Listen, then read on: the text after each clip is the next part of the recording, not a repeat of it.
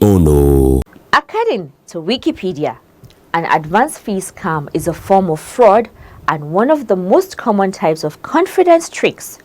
The scam typically involves promising the victim a significant share of a large sum of money in return for a small upfront payment, which the fraudster requires in order to obtain the large sum.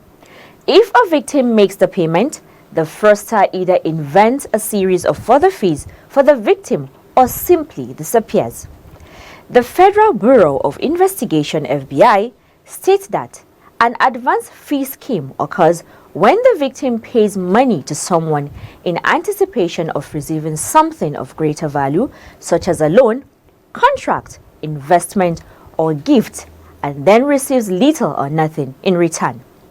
There are many variations of this type of scam, including the 419 scam, also known as the Nigerian Spring scam, the Spanish prisoner scam, the black money scam, FIFO's fraud, and the Detroit Buffalo scam.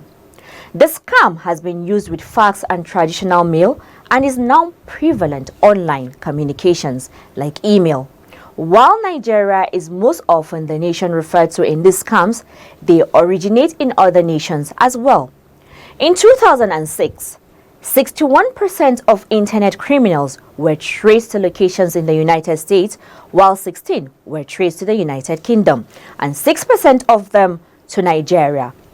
Other nations known to have a high incidence of advance fee fraud include Ivory Coast, Togo, South Africa, the Netherlands, Spain, Poland, and Jamaica.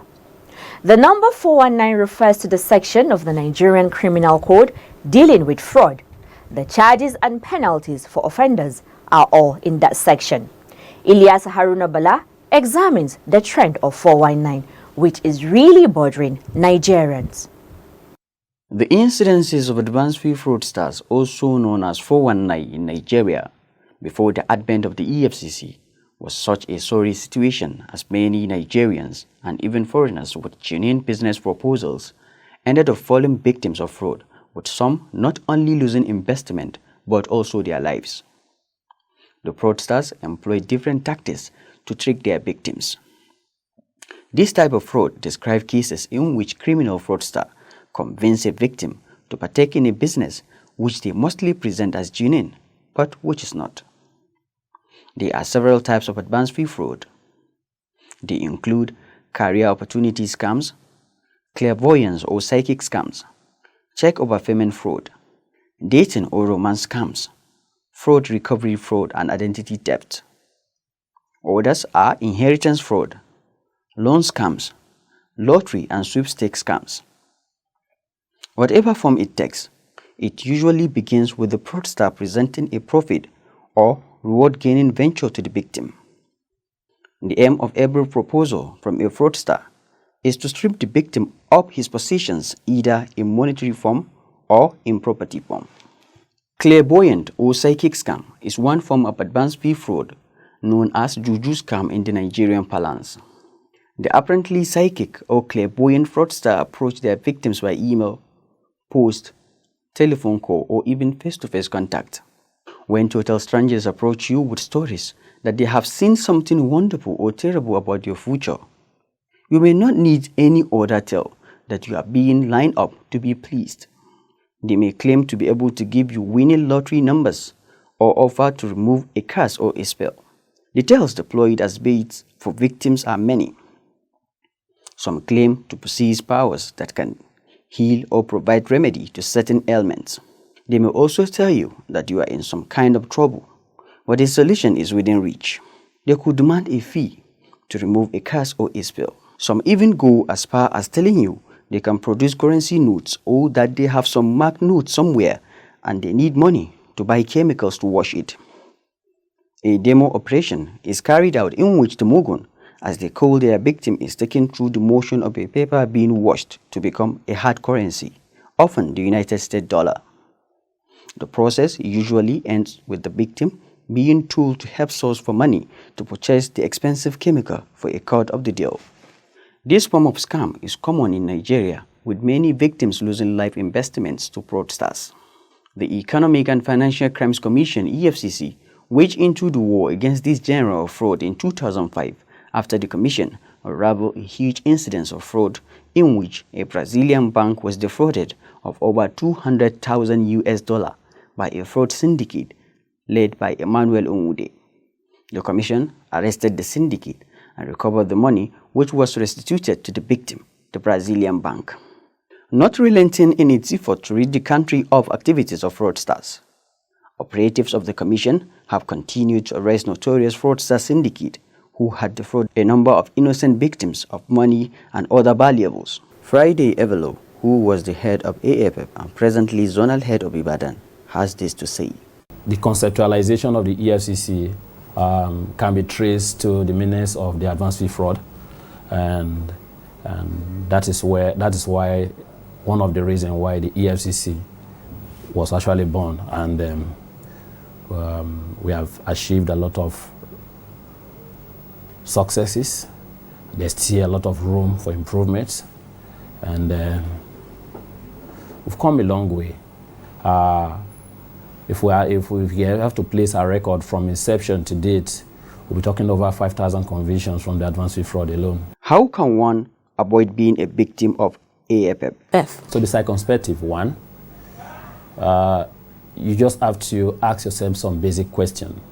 You don't need a rocket science to, you don't need to be taught in the classroom that these are the lessons, these are the way to avoid this, but you just have to ask yourself some basic questions.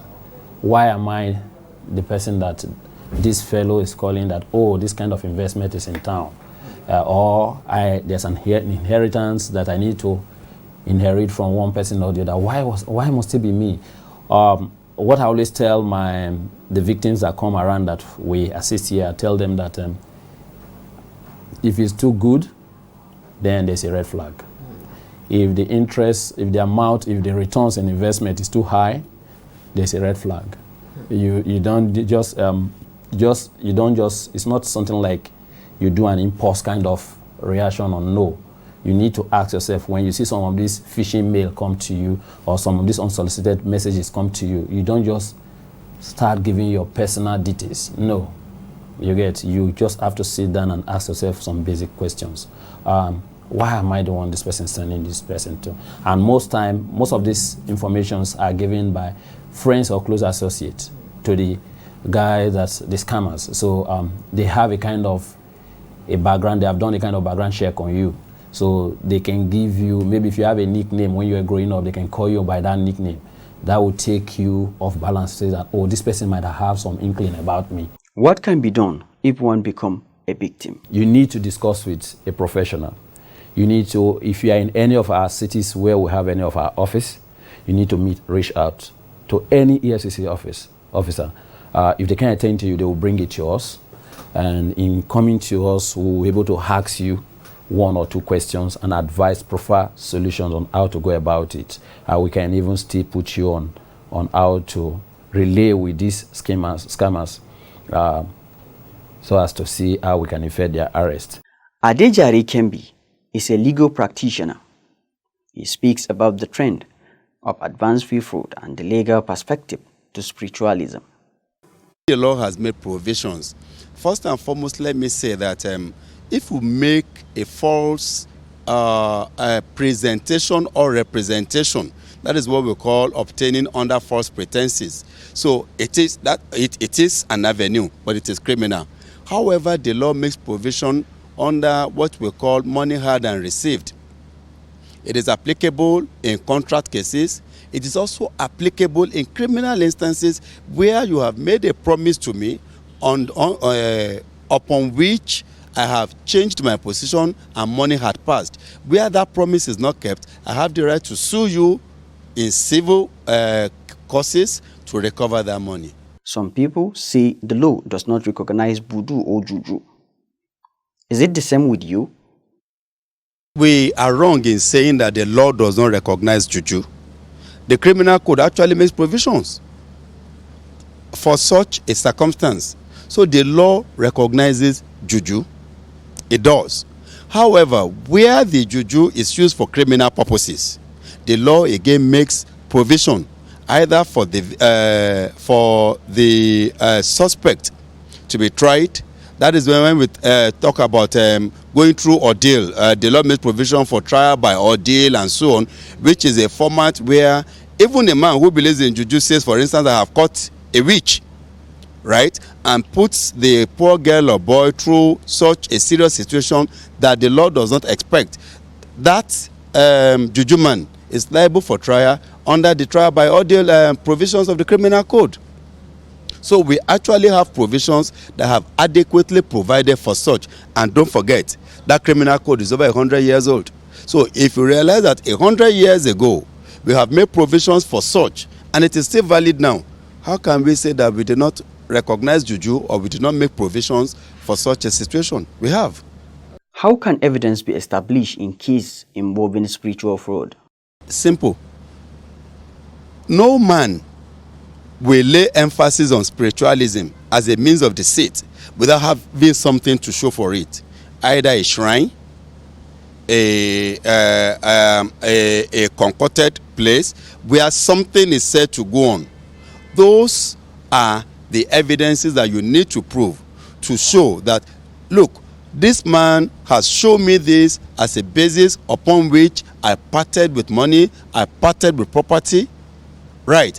However, even the Evidence Act had even made it a little bit simpler now by virtue of the recent amendment that was made. All you need is a picture or a recording of such and a certificate from the hand of the person who did the recording. So you are no longer required to carry the shrine to the court. Because, in fact, sometimes, you know, Nigerians, for what we are, even if the judge says the shrine, the judge might run. So, do you think Nigerians have tendencies to be spiritual individuals? We do. We do. From the presidency to the laborer, all of us tend to be spiritual in one way or the other. And that spirituality marks our action, whether positively or negatively. This 419 trend has dented the image of Nigeria, as Nigerians traveling abroad are always faced with humiliation of excessive search and at times looked down upon. Just recently, a report released by the U.S. Department of Justice indicted about 70 Nigerians accused of participating in a massive conspiracy to steal millions of dollars through a variety of fraud schemes and launder the funds through a Los Angeles-based money laundering network as uncovered by the FBI. The Commission has reiterated its stance and commitment towards the eradication of corruption and 419, which is now denting the image of Nigeria. Section 2 of the Advanced Fee Fraud and Other Fraud-Related Offences Act 2006 gives power to the Economic and Financial Crimes Commission (EFCC) to arrest, investigate, and prosecute advanced fee fraud offenders. The Act stated that a person who would intend to defraud represent himself as possessing the power or as capable of doubling or otherwise increasing any sum of money through scientific or any other medium of innovation of any juju or other invisible entity or of anything whatsoever commits an offense and is liable on conviction to imprisonment for a term of not more than 15 years and not less than 5 years without the option of a fine. Ilyasu Haruna Bala, reporting for the Eagle. Thank you, Ilyasu, for that report. It is the hope of Nigerians and the EFCC that this issue of 419 will be a thing of the past. And with that, we have come to the end of today's episode of The Eagle. You too can be part of this program by sending your enquiries and suggestions to the Eagle at efccnigeria.org or follow us on all our social media platforms at official EFCC. You can also send your petitions to info@efccnigeria.org. My name is Aisha Muhammad. I leave you with these parting words from Williams IV, who says, "Corruption is something we'll face all the time. We should avoid it. So let's all show our patriotism by joining hands with the Anti-Corruption Agency to see corruption brought to its barest minimum. Do your part. Stay clear of corruption and report such to relevant authorities." Goodbye and God bless Nigeria.